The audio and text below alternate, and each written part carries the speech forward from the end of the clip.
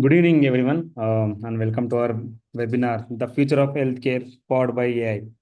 We all know how fast AI is transforming industries from banking to entertainment, but in healthcare, the impact is even more critical.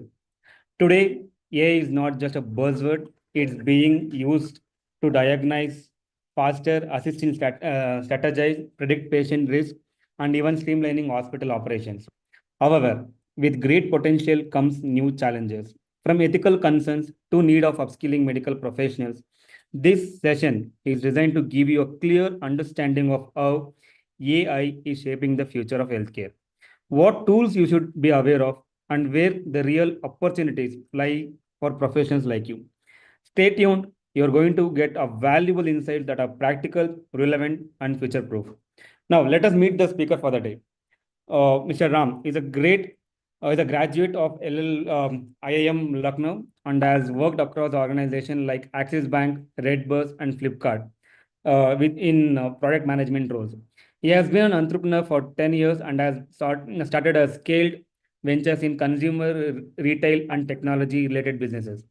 He is an AI enthusiast and has been using AI and ML, which is artificial intelligence and machine learning tools, and approaches as part of his professional life to achieve business goals. Over to you, Mr. Ram.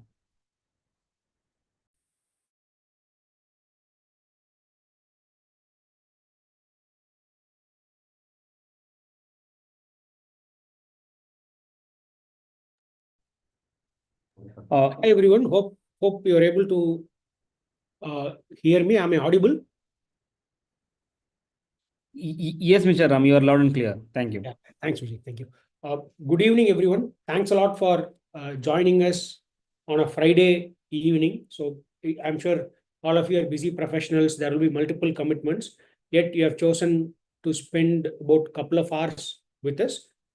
We are very sure that we would make it valuable for you. We will make sure you go back with some very solid takeaways and some benefits.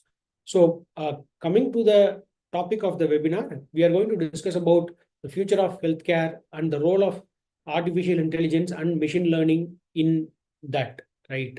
So that's the intent. I want this webinar to be interactive. However, because there are many of us, we would not open up the audio for other speakers, but I would request you to use the chat box frequently if at all there is a question. So I have a dedicated Q&A session towards the end, but even before that, in between, if there are some questions and you want to ask, post in the chat box. I would every now and then pause for a few minutes, look at the chat box and try and answer the queries. A few disclaimers. In today's webinar, I will take you through a brief introduction about artificial intelligence, how the current medical landscape is shaping up, and how artificial intelligence is playing a role in different aspects of healthcare. Just a disclaimer here, like Vijay introduced, I am a engineer come MBA graduate, graduate of IIM Lucknow, and I worked as a product manager in technology related fields. I worked in Redbus, Flipkart, etc. So I understand technology, I understand artificial intelligence, I understand how AI ML can be used. However, I am not a medical practitioner.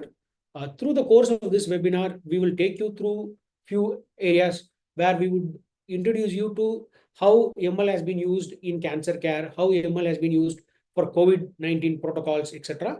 I am not a medical professional, so I will touch upon those details at a high level. I would focus on the processes, the methods, data, etc.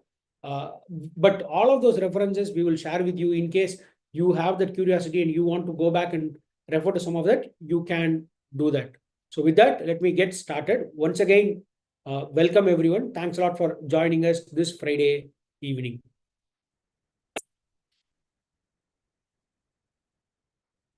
So before we start, right, I want to ask a question to everyone. How often do you use artificial intelligence? I mean, like the last 1 year, newspapers have been full of artificial intelligence related tools. We're talking about ChatGPT, Perplexity, and so on. Do you guys use any of these tools? And how frequently do you use? Please use the chat box and give me your answers so that will give us a starting point. Do you use artificial intelligence tools? Okay, I see somebody who's saying daily. So if you say daily, what tools do you use? Can you maybe mention that as well?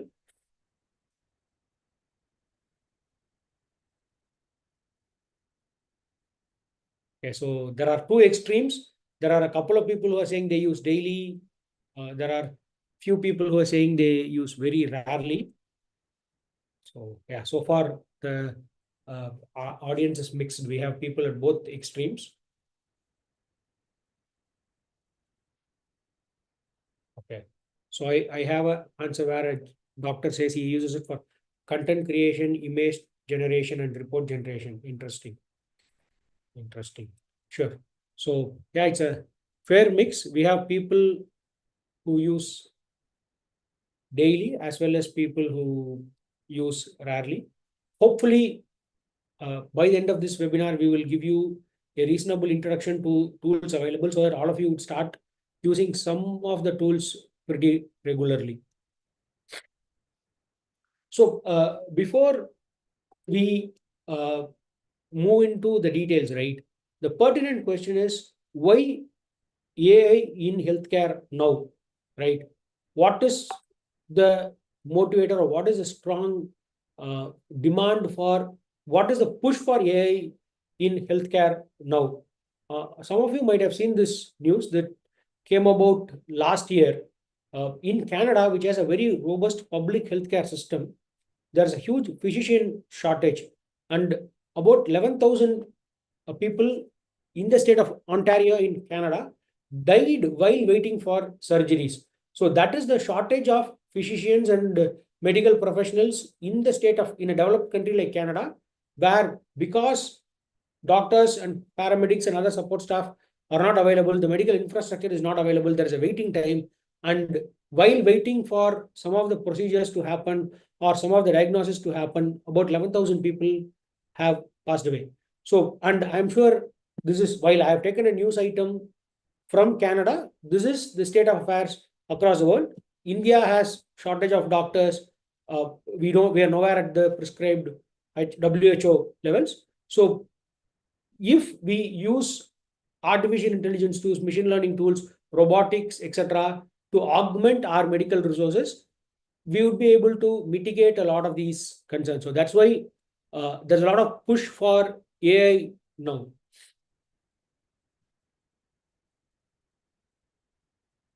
So this is the agenda today. So this is a session for a couple of hours, and we are probably 10 minutes into the session. We would look at current healthcare challenges. We would look at real world applications of artificial intelligence. I would try and take you through detailed case studies. I would also try and see where we are headed in terms of the next few years. Risks and ethical concerns in using AI tools. For example, there are concerns around sharing data, etc. Opportunities and scope for skill development. Finally, Q&A.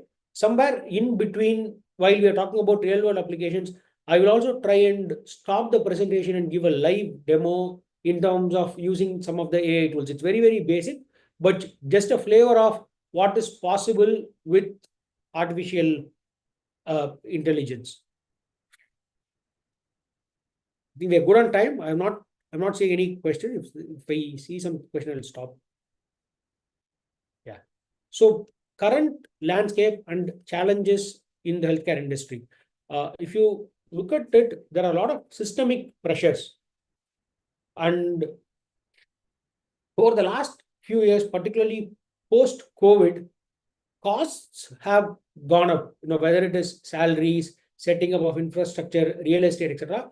Overall, healthcare delivery cost across the board has gone up. But for an average end patient, this rising cost has not been matched with proportional improvement in outcome. Say yesterday I spent 100 rupees, today I spend 110 rupees, but the output is the same or the outcome is the same. Somewhere this is leading to dissonance and patients are unhappy with the cost. Also, a lot of procedures, processes, paperwork, administrative work has come in because of different technologies and tools followed by clinics and hospitals. So doctors spend a lot more time in administrative work, paperwork, and they are overburdened, because of which there's a lot of medical errors as well. And I'm sure you are in the industry and probably you would know this much better. Compared to 20 years before, today we see a lot more physician burnouts, right? Doctors are under stress, they are depressed, so that they want to take a break, right? So this is where the current situation is, right? And over the last 30 years, a lot of technology has come in the healthcare sector across various things. While they have solved certain problems, they have also introduced certain new problems. So where are we in terms of healthcare AI, right? So I see these are some of the terms that you will see when you talk about AI. I don't want to spend too much time defining these terms. Some of these are intuitive and self-explanatory. And as we go along and as you read more and more, you will get us answer to some of these. So one is, of course, machine learning and deep learning, which is a component of artificial intelligence, and a lot of people use them interchangeably. A lot of healthcare solutions using AI have been developed using machine learning and deep learning. Then there is computer vision, which is the use of cameras, etc. Then there is robotics and robotics-based surgery. Then there is natural language processing. So all of this are used in different proportions to come up with solutions for healthcare issues. So this schematic here gives a sense of how artificial intelligence works. In the first phase, we have rule-based artificial narrow intelligence. This was probably 10 years back, where we had rules that defined certain processes, and those rules were used for solutioning. Then we had artificial general intelligence, where we used artificial neural networks, deep learning technologies, etc., to sort of reinforce learning so that machines can function or think inspired by human cognition. The final step is artificial superintelligence, where we have everything like biometrics, augmented reality, etc., which will lead to the first cutting edge of the solutions. So now I present to you some of the tools. You can comment in the chat box if you have heard of these tools and you use them. OpenAI, of course, OpenAI is ChatGPT. Maybe some of you may not have heard of OpenAI, but ChatGPT, I'm sure all of you would have heard. There is Surfer, there is Jasper, there is Wix. How many of you have used some? And some of these are general tools, like for example, ChatGPT, Surfer, Wix, Grammarly, etc. are general tools. Some of these are medical specific tools. Have you used any of these? There are more tools like Claude, Perplexity, Google Gemini, DeepSeek, etc. I just want to pause for 30 seconds. Have you guys used any of these tools? If so, what has your experience been? I mean, have you seen value using these tools? You can use the chat box to comment. I'll just wait for a minute.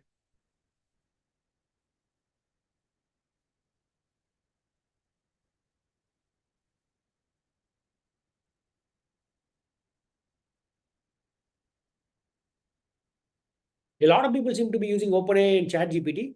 Personally, I'm a big fan of DeepSeek and Claude, not ChatGPT so much, but yeah, it's interesting.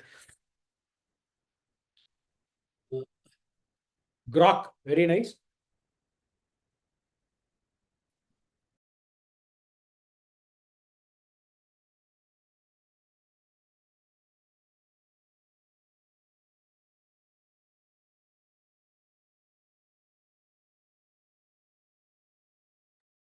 Okay. Someone is saying Hugging Face. Interesting. Interesting to note that most of you have used one or more of these tools. Good. Let's hope you use more frequently and use. So now I go to practical uses of AI in the present scenario. I'll play a video. This is from a US hospital. it will show how that hospital has used AI to improve patient care and deliver cutting edge medical care for their patients. It's available on YouTube. I'm just playing the video. I'll share the link separately as well. He developed. White white ನಂದೆ ಏ ನೀನ್ ಈ ಕಡೆ ಬಾ ಬೇಡಪ್ಪ ಏನ್ ವಾಸ್ತು ಸರಿ ಇಲ್ಲ ಈ ಕಡೆ ಬಾ ಏಯ್ bungalow. Michael Dieter has been awaiting a lung transplant at the University of Florida Health Center since December. I'm what you call high flow air. And because of that, I can't sustain myself at home. A dedicated team of doctors and nurses attend to him day and night. But that's not all. Sensors and cameras track Dieter's every move in this smart intensive care unit, from vital signs to facial expressions and everything in between. Every place in this room will sensing something about you. Is this enough light? Is this enough noise? Are you okay? You know, are you moving enough? Are you in your bed? Are you out of the bed? I think that's the future of how we will design hospital. More than 350 gigabytes of information per patient goes into a central computer, where artificial intelligence then processes the data. We could look at the patient and go, they're moving a lot. There's Yes. something going on there, or their face has a certain grimace to it that Absolutely. they normally don't have. Absolutely. Is it possible that it could tell you before I even know that I'm having problems? Yes, 100%. We will be able to decipher complex features, complex emotions like agitation or hunger. Funded by the National Institutes of Health, the high-tech experiment enters its third year. Researchers are still teaching the technology what certain actions like sitting and standing might indicate. The hope that AI will soon be able to provide real-time healthcare recommendations. Nurses, doctors, we spend a considerable amount of time paperwork, Yes. translating the data we get. You will actually have a representation of the data in a way that you as a human can just understand and action. But will this new technology replace the need for humans in the hospital altogether? They are very simplistic models compared to what our brains are doing. And I don't think that we should be worried about humans being replaced anytime soon. That this technology does take big burden off the physicians and nurses and provide them time to actually engage what we are here for, taking care of the patients. A new holistic approach to healthcare where humans and computers work hand in hand. Dr. John Torres, NBC News, Gainesville, Florida. Thanks for watching our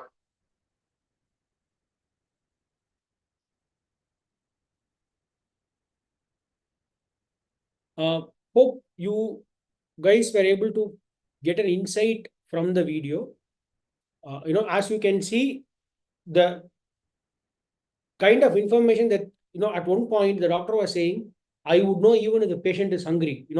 The patient doesn't have to say that I need food or I'm hungry or whatever. Based on sensors and processing of that data, the doctor will automatically be able to understand that the patient is hungry even while he's about to be hungry, right? So that's how cutting edge things are, and that's imagine, right? Your patient doesn't have to tell you anything. You can decipher and diagnose and offer treatment, right? So it's a whole new paradigm, and it's not science fiction. It's not something that's going to happen tomorrow. It's happening right now as we speak, and probably it's a dated video, and technology is improved multifold from when this video was done to now, right? Any thoughts that you guys want to share based on the video? I mean, is it eye-opening, or have you guys already seen something like this, or maybe some of you might be doing parts of what they're doing in your hospitals? Do you guys want to share that?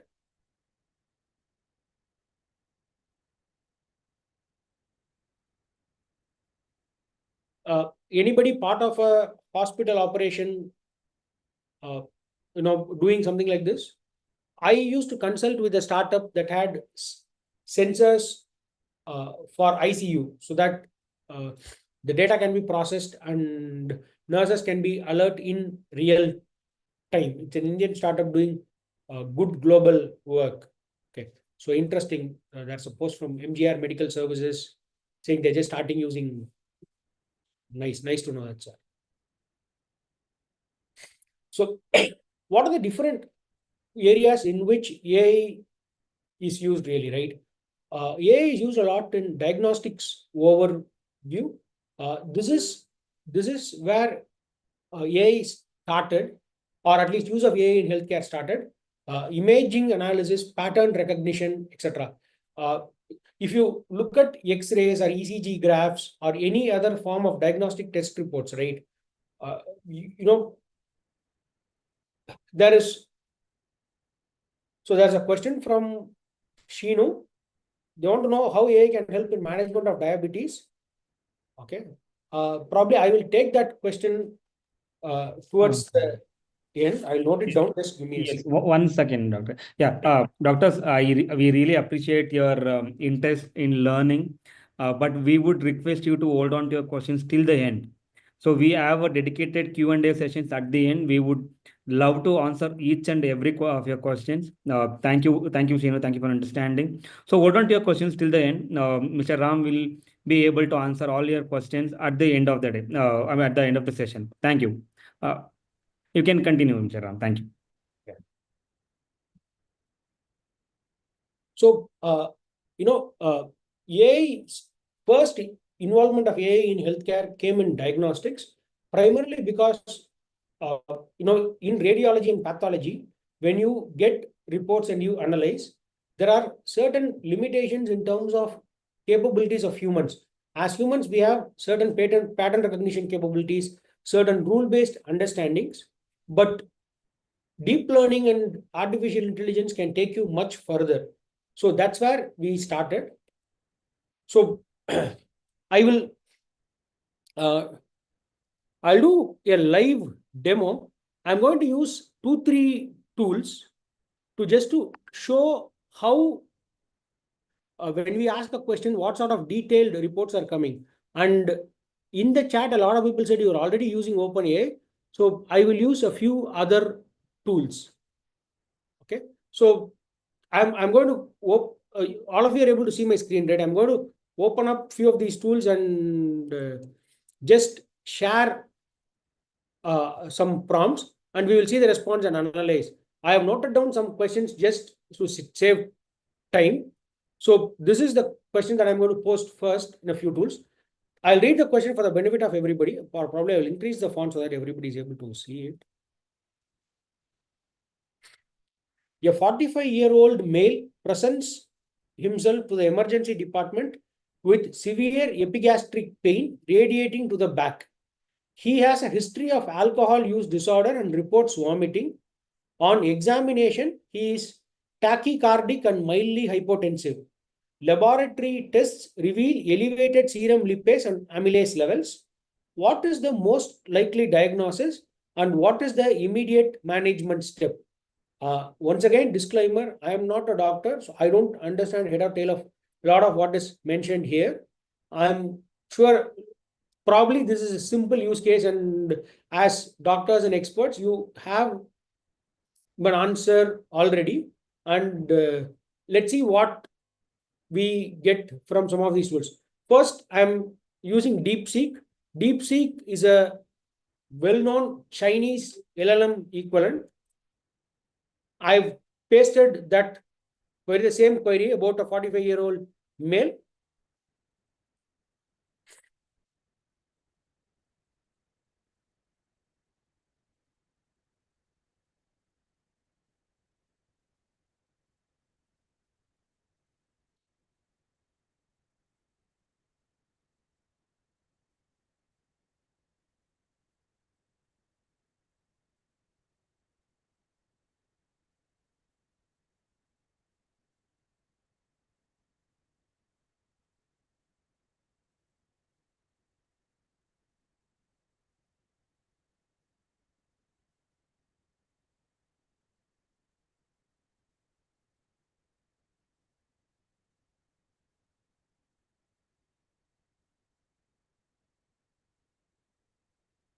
Okay. I hope all of you are able to see this, right? So see, there is that disclaimer that DeepSeek itself is giving. This response is AI generated and for reference only. As of now, we are in the early stage of all of these tools, and there is possibility that they are hallucinating and we are seeing mistakes. So we have to be, while we use these tools, we have to be watchful, we have to double check. So I'll just see, I mean, like, look at the way the information is organized.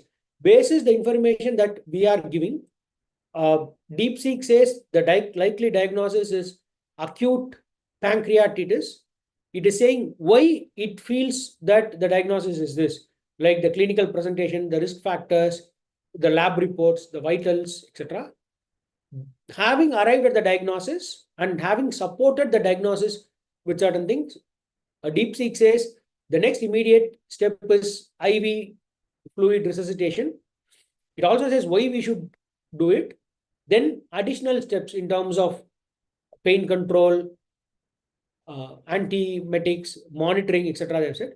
It also has given us red flags to watch over a period of time, and then the next steps, right? So, while for a very senior expert doctor, it might be intuitive and they might know all of this immediately.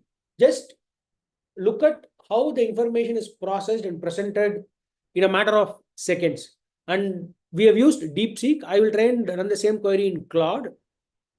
So, see, I mean, just to save time, I've already opened Claude, logged in, etc.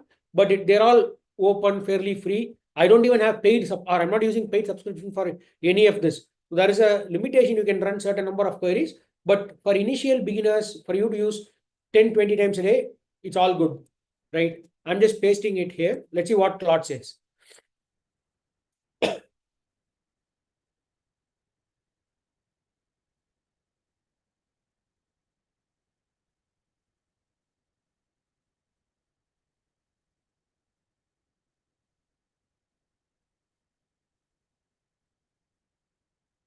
So looks like Claude also agrees with DeepSeek. Claude also says it looks like a case of acute pancreatitis.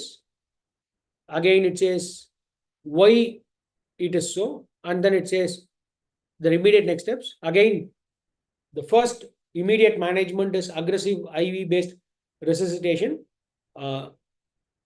So pretty much Claude and DeepSeek are similar. Now, there is so I have noted down something called MedQBot.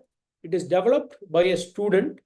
It is a wrapper built on top of ChatGPT, but it's focused for medical related aspects. Let's see what they say.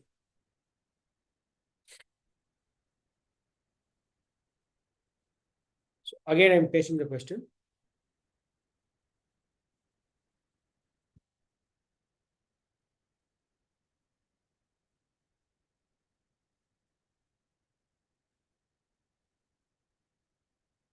If you look at what MedQBot says, it says the diagnosis could be acute pancreatitis with a probability of 85%, but it also says there's a lower probability of it being a peptic ulcer disease.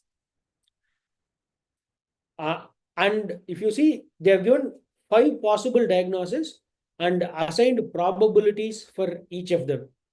So in case, as doctors, you feel there could be a differential diagnosis, any of the other options could open up possibilities, right?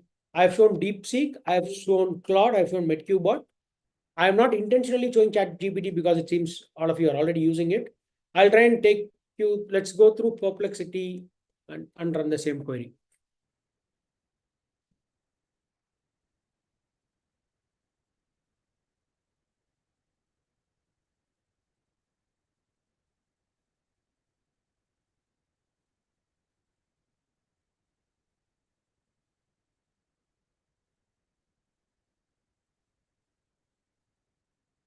Again,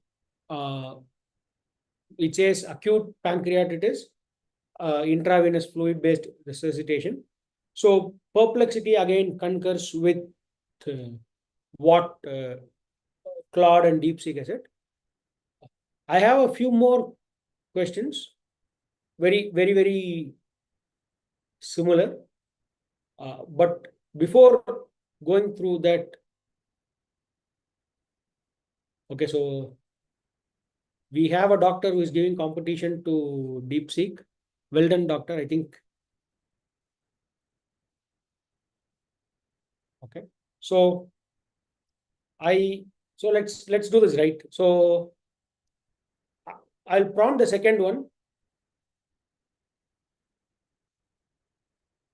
Yeah. So a 30-year-old female presents with a 2-week history of worsening fatigue, weight gain, and cold intolerance. On examination, she has dry skin, bradycardia, and a delayed relaxation phase of deep tendon reflexes. Laboratory tests show an elevated TSH level and low free T4. What is the most likely diagnosis? Before I go to DeepSeek, anybody wants to diagnose this? Okay, hypothyroidism. Okay. I will run it in DeepSeek. Okay, somebody wants the first prompt here. I will share it.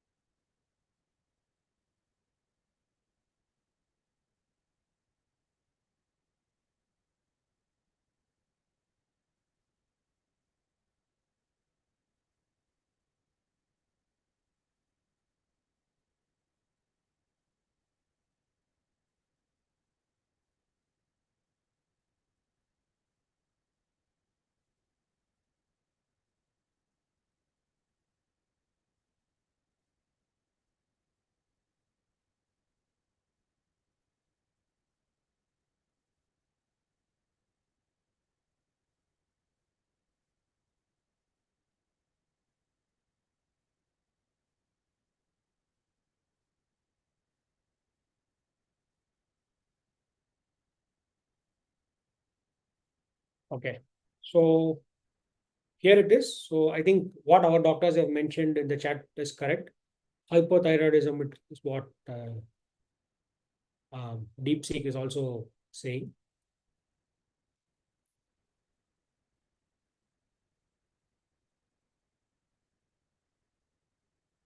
I'll just go back to the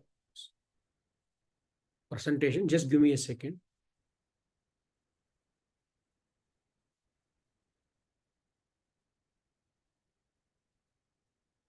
So, see, if you noticed, right, my intent was to introduce you to more options. I showed Claude, I showed Perplexity, I showed DeepSeek. The intent here is to show you that there are these options available. All of these options are free, and there's nothing literally stopping us from benefiting from all of that wealth of resources available there. I had chosen few diagnostic queries so that it will engage and intrigue you people, but there's literally no limit to what you can query. I use all of them almost on a daily basis for processing information, for planning things, etc. So go ahead. All of these are free resources.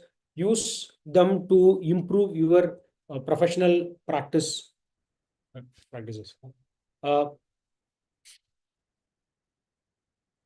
Okay, so this is a very interesting case study. I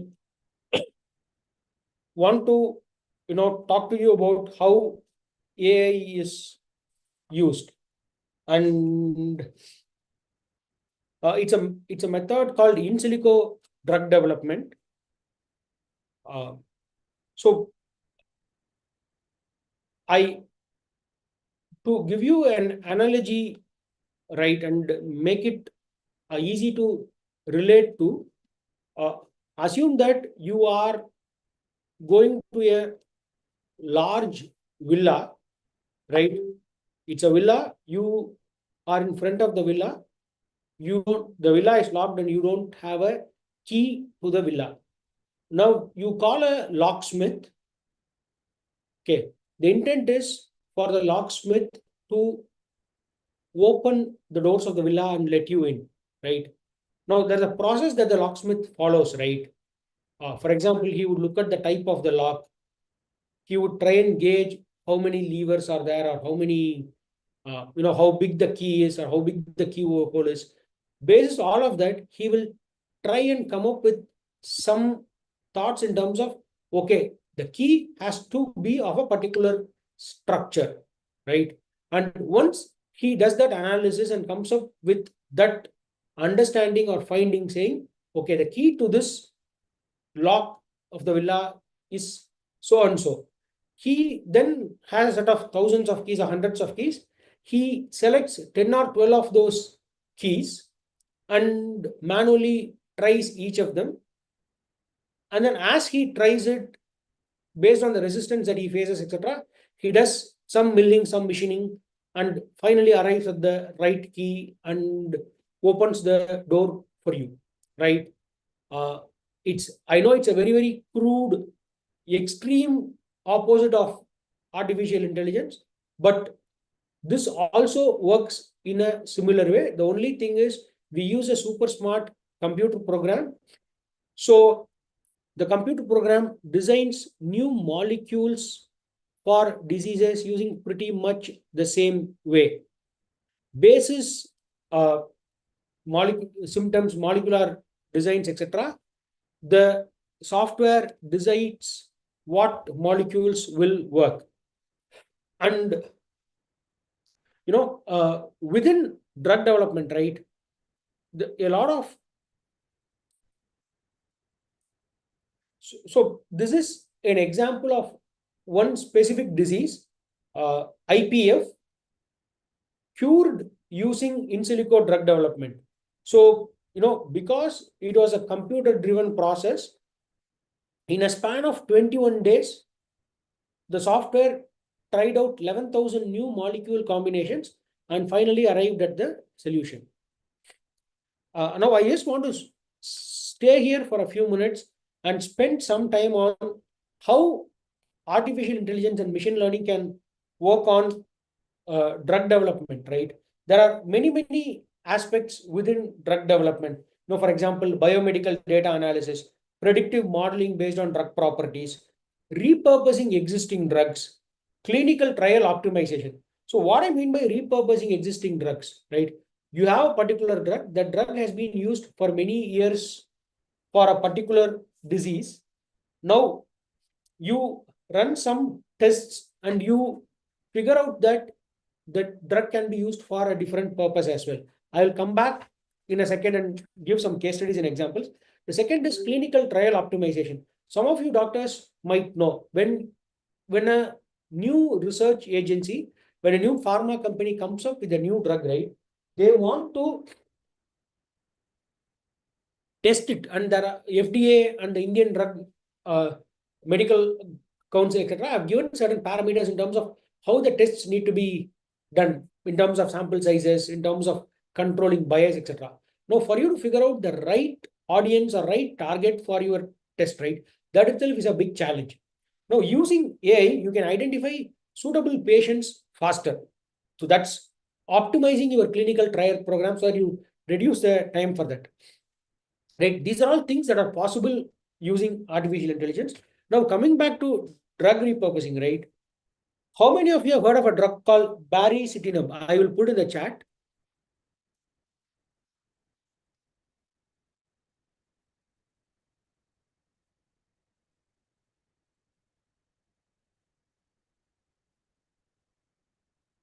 How many of you have heard of this drug, baricitinib?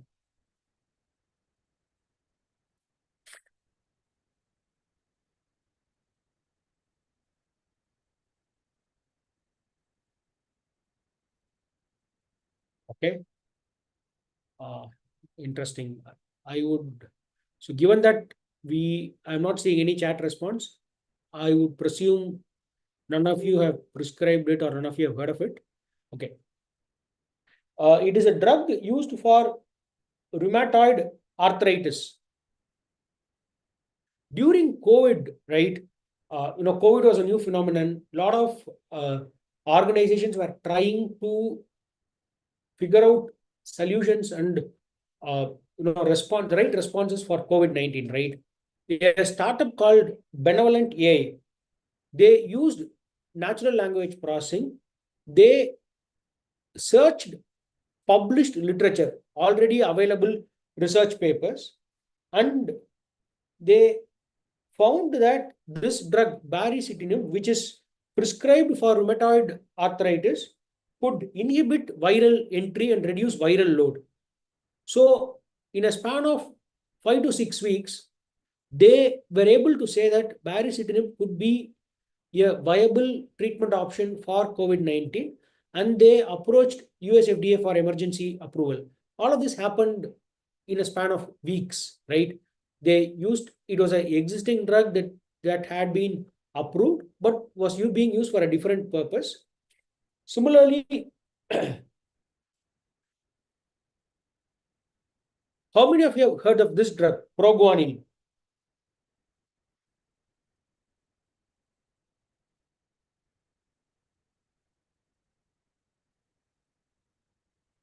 Okay, I'll not take too much time. Proguanil was used as an anti-malarial drug. Now it is used in certain cases, or it is being tested for Parkinson's. Imagine the range of application, right? You have a drug that was tested, approved, and used for anti-malarial treatment. Now, because of certain parameters and certain success criteria, it is available for use against Parkinson's. So I think this will be a common drug. Metmorphin.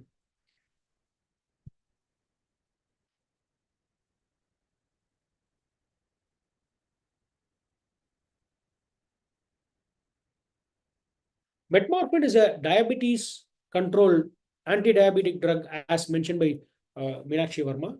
Now it is being explored for anti-cancer treatment as well, right? All of these are, drug development organizations do the research, come up with the drug, use it for treatment, get approval, etc. Now they are being used for other purposes also. So there's a question: is Proguanil approved in India? I am not exactly sure. It's possible that it's not approved in India and it is a foreign drug, but I can confirm that Proguanil is being explored or under research for Parkinson's now. That much I can confirm, but is it recommended or prescribed by doctors in India? I'm not too sure. Right. So,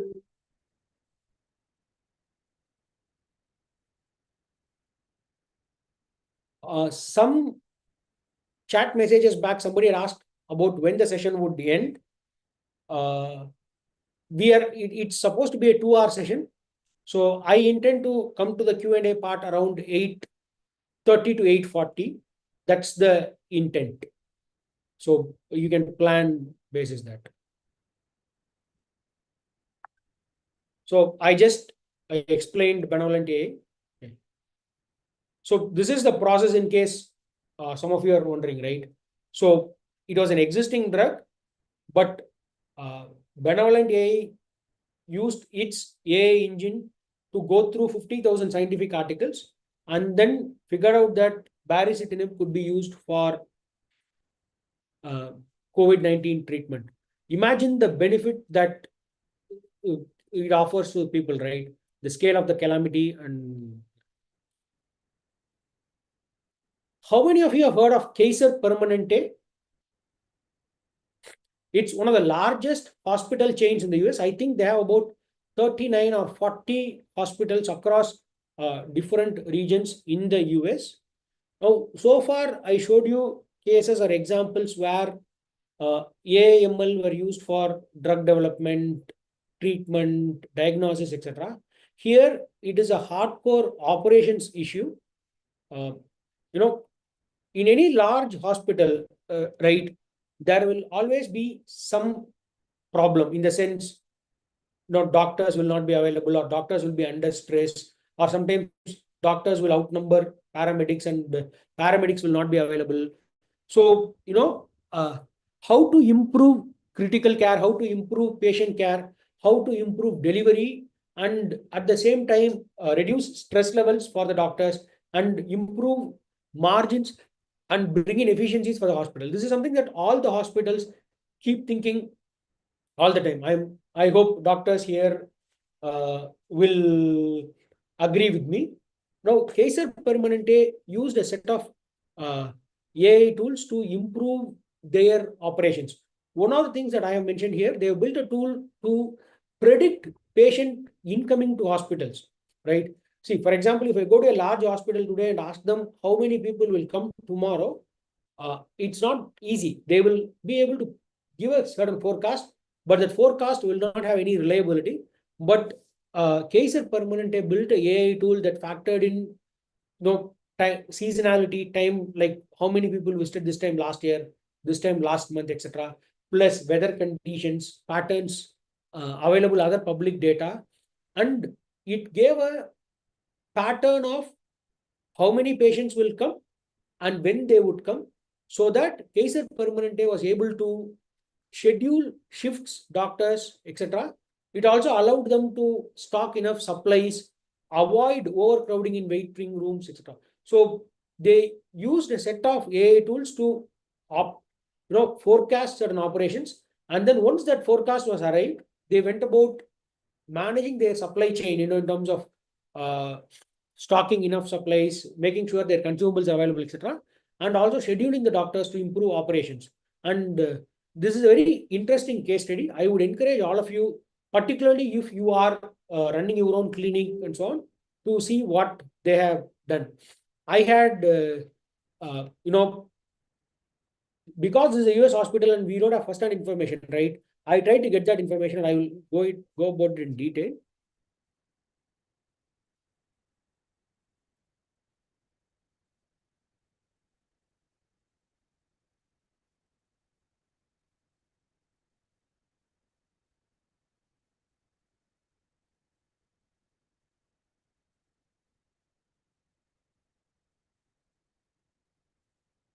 Okay, I had done it earlier. I seem to have. So basically, what I showed was one example. They had done a few more interventions, all using artificial intelligence to improve their operations. Again, this is something that our own, Apollo Hospital, all of us will be aware, present across the country, one of India's largest private sector hospital chain. They figured out that a lot of their doctors were spending huge time on documentation. They introduced a AI-based clinical documentation system using natural language processing, and they've been able to save a lot of time. My personal example, how many, I'm sure there are about 70 participants today. I guess at least some of you would be from Bangalore. Now, a friend of mine, he was a student at IIM Bangalore in their data analytics course. And this was probably about 5 years back. And we approached Apollo Hospitals. There is Apollo Hospitals in Bannerghatta Road, Bangalore. We asked them to work with them to see how data and data science can improve their operations. So they had a problem. Their problem was, in the different, whether it is ICU, emergency ward, critical care, or whatever, right? They have bed sheets, bed linen, etc. So they had a difficulty in terms of planning the laundry, planning the changes, etc. So, and they wanted to optimize it so that it was easy on the housekeeping staff. It saved cost for them. And at the same time, cleanliness levels were maintained. So my friend and I, we took data, saw of the last, I think this was in 2019. So we took data for the last 3 years, 2016 to 2019, saw how patients were admitted and how bed linen was changed, what was the frequency of laundry, etc. Basis that we gave them a schedule to do that. And they were able to improve their NPS and reduce costs to a significant extent. So each of us in our own way can do some simple things and improve. So that's a question from Dr. Varsha Rawat. Yes, we have a certificate.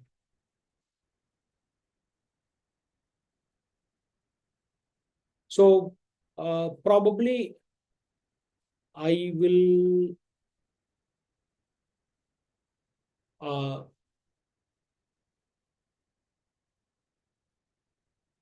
I'll take some questions here, or just a quick check. All of you are with me because most of you are not on video, so I'm not able to gauge from your reactions. Am I going at the right pace? Are you able to follow me? Is it useful? Any feedback? You can use a chat box.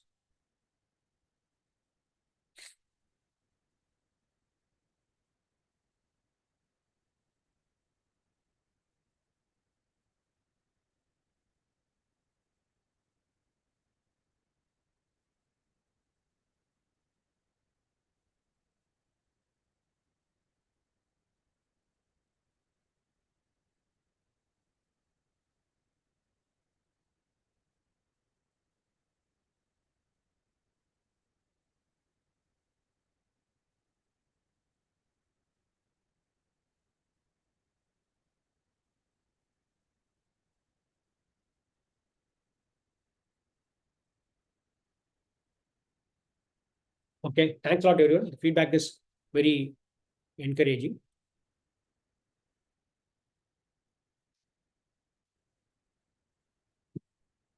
This is another very interesting case study. AI-enabled remote monitoring. So the challenge was delayed intervention for cardiac patients between visits, and the solution they came up with was a wearable monitoring system. I'm sure doctors here can understand, right? In cases like diabetes, cancer, cardiac issues, etc., you have ongoing treatment. So say a patient comes for surgery, the surgery is done, the patient gets discharged, right? You still ask him to come after 2 months for a routine checkup, for some tests to check their vitals or certain levels, etc., right? But say in between, say for example, today patient gets discharged and you ask him to come after 2 months, right? Between now and that 2 months, a lot of things can go wrong, a lot of things can happen, right? And you really have no control. Now that's where AI-powered wearable monitoring systems are helpful, right? They capture statistics, vitals on a second-to-second basis, and based on AI, if some issues crop up, if certain level threshold goes above and beyond normal levels, it can immediately trigger an alert and guide the patient. And I mean, like Stanford did it through a smart patch. Actually, if you look at it, Apple does a pretty good job of monitoring your heartbeat levels using their technology, right? So, see, this is a very interesting actual real news. There was a particular disorder in a 4-year-old. The parents went to 17 doctors. None of the 17 doctors, unfortunately, could get the right diagnosis. Ultimately, and they tried for 3 years. After 3 years, they used ChatGPT. They got a diagnosis and they confirmed it using some specialists.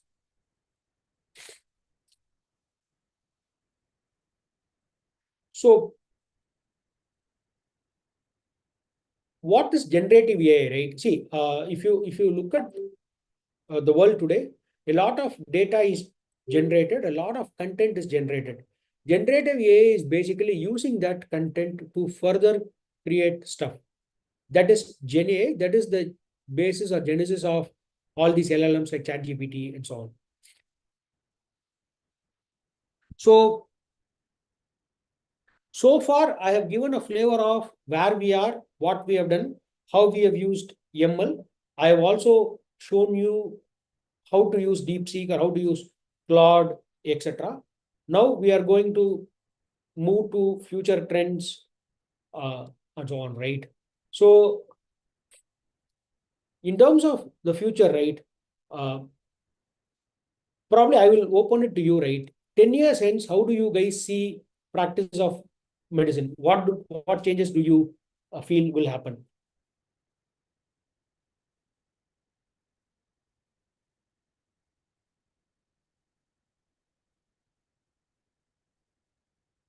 So what is your view? Where would we be in 10 years?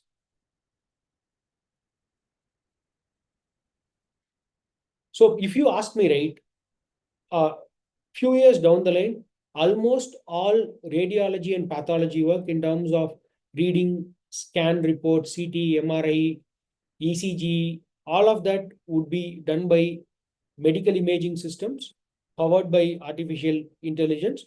Doctors will cross-check, double-check, and support, but bulk of the work will be done by machine learning. Secondly, a lot of very intricate surgeries could be performed by robots. Already, robotic surgery, precision surgery is improving. The next layer is smart devices for both monitoring, preventive health, and third. So diagnosis will improve a lot. And entire realm of drug discovery, drug repurposing, and drug testing will be powered by artificial intelligence. Okay, so there's somebody who says will be jobless. I think we don't need to take such a drastic view on it. If we learn how to use artificial intelligence, machine learning, or for that matter, any new technology, we can always harness the benefits and ride the wave and prosper. So think about it this way.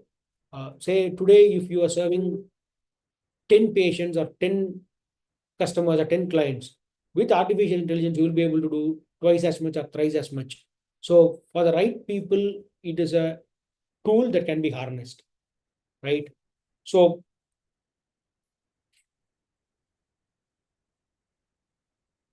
I think, see, whenever we talk about artificial intelligence and machine learning, right, one thing that always comes to the picture is ethical considerations.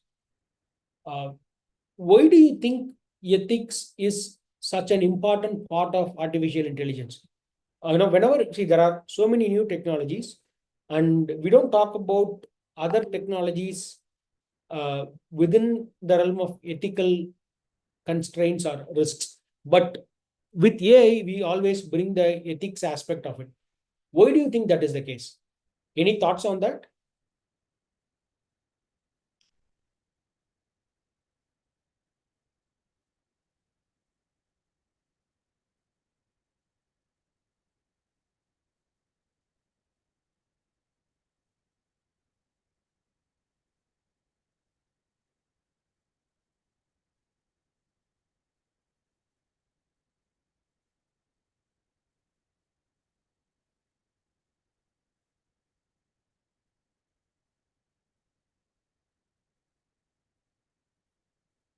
So if you look at AI and ML, right, whatever we do, whichever tool we use, the bedrock or the fundamental is based on data. Whether it is DeepSeek today or ChatGPT, they capture a lot of data and use that data to come up with the results that you saw. Now, when we share data with them, our data is also utilized, right? And there are challenges and risks in that, particularly when it comes to healthcare and we use patient data or live real-time data. Is the data safe? That's a question. Secondly, what if there's a false positive? What if someone, and if you Google, right, you will realize that false positives are already happening. In fact, I remember reading somebody who does not have cancer has been diagnosed with cancer, and then they had to go through multiple cross checks, and then finally they realized that it was a mistake of a AI tool. While there are 99% cases where AI has done a tremendous job and it has aided patient care and augmented medical resources, there is that 1% where, because of bias, because of lack of proper data, because of hallucination or technological limitations, the AI has made that mistake as well. And that's where we have to be doubly cautious.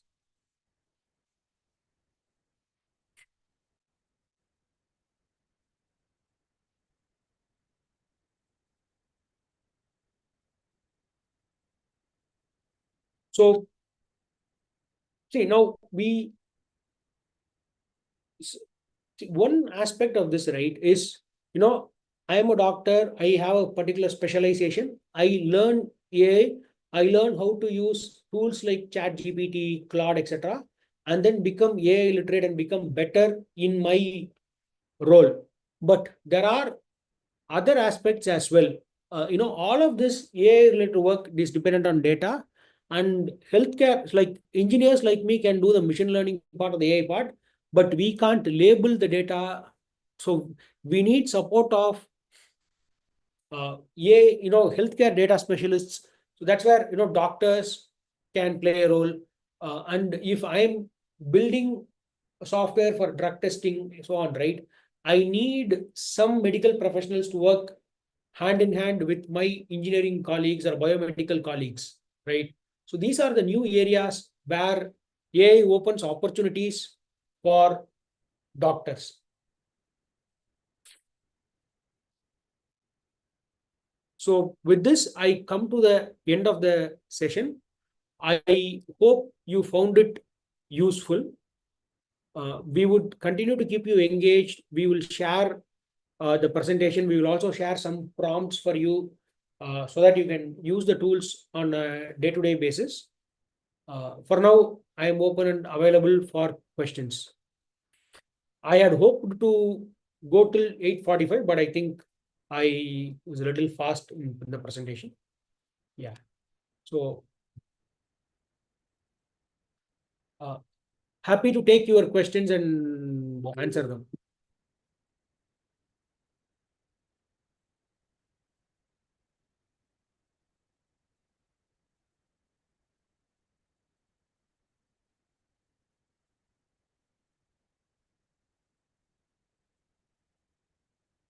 Big thank you to everyone. It's not easy to spare a Friday night. So there's this question from Lohit. Can you please tell some AI course? Lohit, please give us some time. We will organize more webinars around AI in healthcare. We are building our own course structure as well. We are working on different aspects. Very soon, we will have good news. You will be able to, augment your AI skills using Mediversal resources. We will have a series of ongoing webinars, and sometime down the line, we will also launch a course. Yeah. So, and the course will detail medical treatment aspects, diagnostic aspects, also operational aspects. So whichever function you are, you will be able to benefit from it. We will share more details at an appropriate time.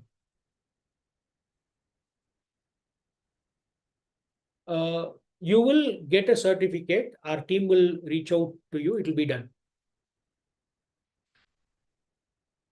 Hope you liked the webinar. If you liked it, stay connected to this. We are very active on our social media channels, and we keep doing a lot of webinars. You can follow us on Instagram and okay. So the question is how the data can be analyzed of clinical trial patients of specific disorder by using AI.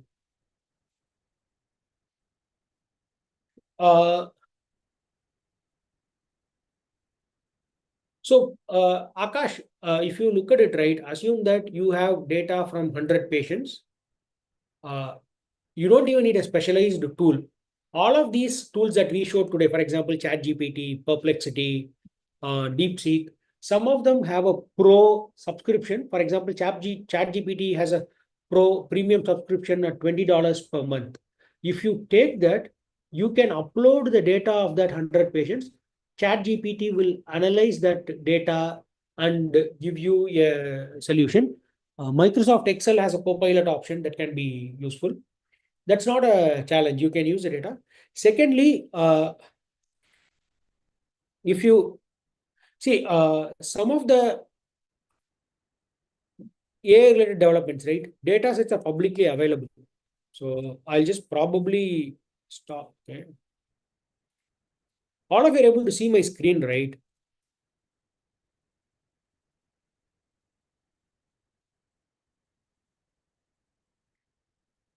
So see, this is Kaggle. Kaggle is a data science community. If you go to Kaggle, you have something called data sets. If you see these data sets, right? There are a lot of medical data sets you can check. So, for example, Google is one of the leading companies in the machine learning space. They have a separate subsidiary called Google DeepMind. And Google DeepMind did a lot of good work in terms of diagnosis for diabetic retinopathy. And that data set is available publicly. You can take it here. So, for example, the glaucoma data set. So, data is also publicly available. And the data sets can be analyzed using common tools. And you can also partner with others and do it.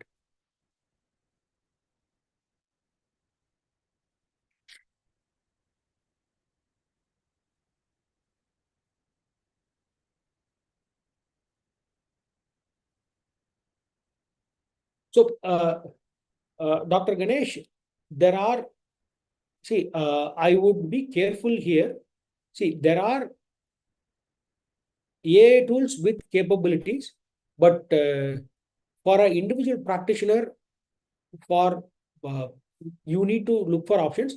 So one company that I can think of is Path AI. Again, I will show you the website. They have a product called AI Insight. That's AI, so exclusively to identify from diagnostic reports. So I will probably explore on. There are a lot of platforms for AI model training. I mean, you can start with LLMs like ChatGPT, Grok, and then move on. Akash is asking if it's ethical to upload patients' data on AI. See, it's a hazy question. I'm sure over a period of time, government and regulation will catch up. But for now, I think you have to balance between privacy and anonymity concerns vis-a-vis the benefit coming from the tool. What I would suggest is anonymize it, share generic details, don't give specifics. For example, don't put the name or don't put other details, but you can always say middle-aged man, whatever, right? I'm sure you get the drift of what I'm saying. Don't map the data to the person. Yeah. Does AI make any interference and difference in legality base for diagnosis and treatment? See, I think AI doesn't make a difference. The data itself will get adjusted if the sample is large enough.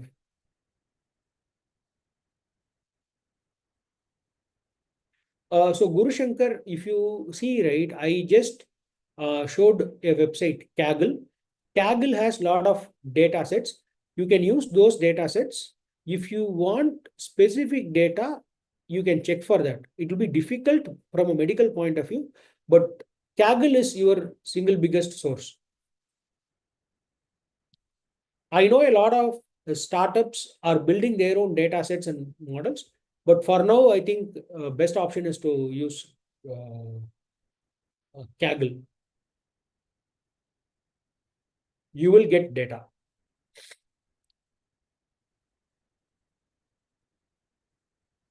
Beyond that, if you have any specific question, like for example, if you want to look at data for cancer or diabetes or weight loss, if you tell me that, I can try and try and help analyze.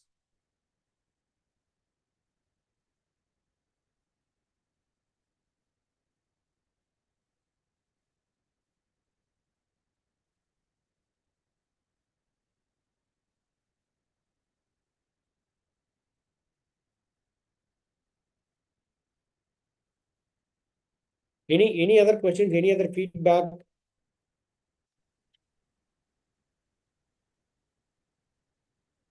Great. Thank you, Mr. Ram. Thanks for having the session. I think one more question. Guru Shankar is asking, predicting cancer and cardiac vascular. Okay. Two is asking, is there any free open source quality data to train the model? So see, I mean, from a data point of view, right? If you look at Kaggle, you will get free data. If you, for cardiac, for example, see, I'm not sure if I understand your question correctly. A lot of work has happened in terms of cancer prediction and also cardiac prediction. Starting from Apple Watch. Apple Watch actually, and if you Google it, right, you will get case studies of people who are alerted and they went to a doctor and were, immediately operated upon. So there are a lot of work has happened, in terms of mapping your pulse or heartbeat or ECG, and then I will have to check for any. Probably we will have. See, this is going to be a webinar series, and we hope to have one webinar a week. I will try and get a dental specific case study for the next time. Or I'm assuming all of you are part of our WhatsApp group. We will share a dental specific case study in that group.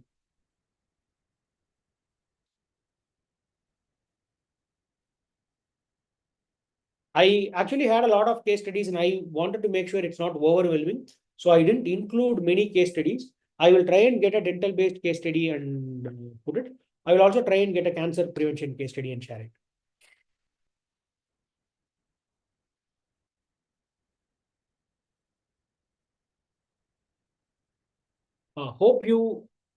I had a good time delivering the session. I hope you guys benefited from it as well.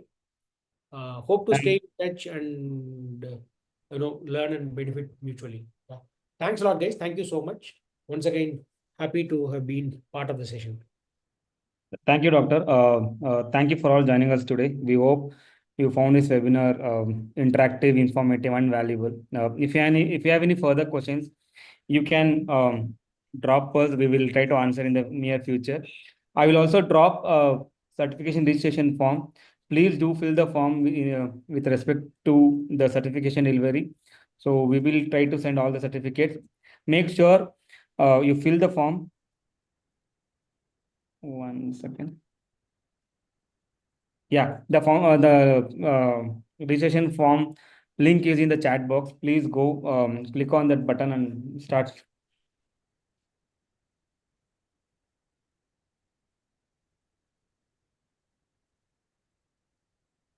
I will also drop our social media channel links.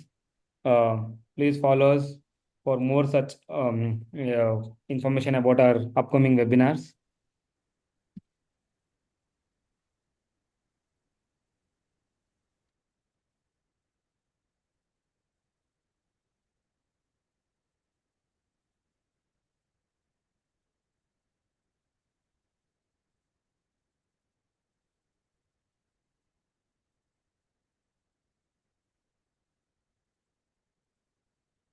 Uh, thank you so much, Mr. Ram. We will wait for another 10 minutes so that people can able to access the links for the certificate registration form.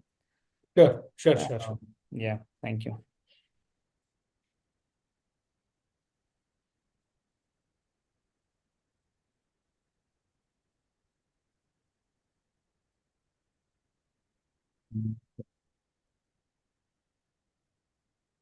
Thank you, Doctor.